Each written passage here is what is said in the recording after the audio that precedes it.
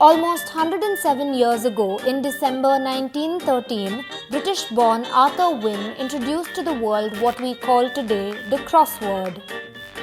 It was the eve of World War I, and Wynne, the editor of New York World's Sunday color supplement, Fun, had to fill a spare space in the paper. Inspired by similar word puzzles he'd enjoyed in children's newspapers back in Liverpool, he created a numbered, diamond-shaped, blank word search grid with an empty center. It was published on December 21, 1913, titled Fun's Word Cross Puzzle. It was considered a well-suited distraction in a time of war. A few weeks later, the name Word Cross was accidentally changed to Crossword. With no objection from Wynne, the name stuck.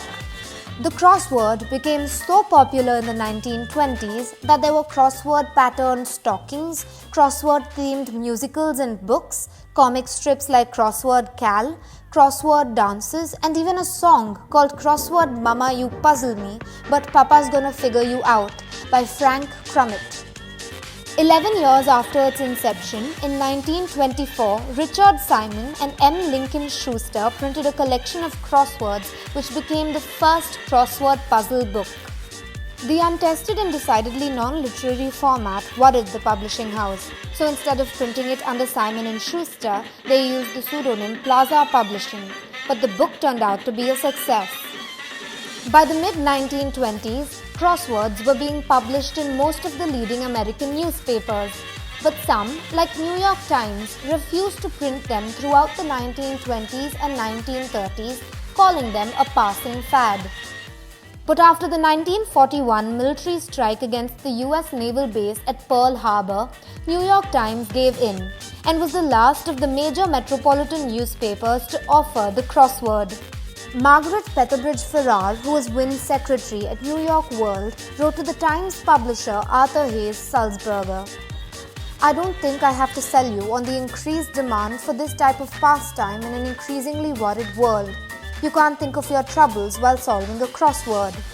She was roped in to be the crossword editor at New York Times, which published its first crossword on the Sunday of February 15, 1942.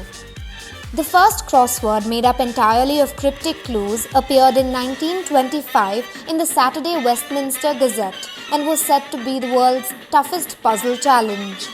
It was set by Edward Powys Mathers from the UK under the name Torquemada. He is credited as the inventor of the cryptic crossword. He also established the tradition that cryptic setters use a pseudonym. In 1978, Will Shorts founded the American Crossword Puzzle Tournament, which is one of the oldest and largest crossword tournaments held in the United States. Today, the crossword has moved online, widening the scope for budding cruciverbalists.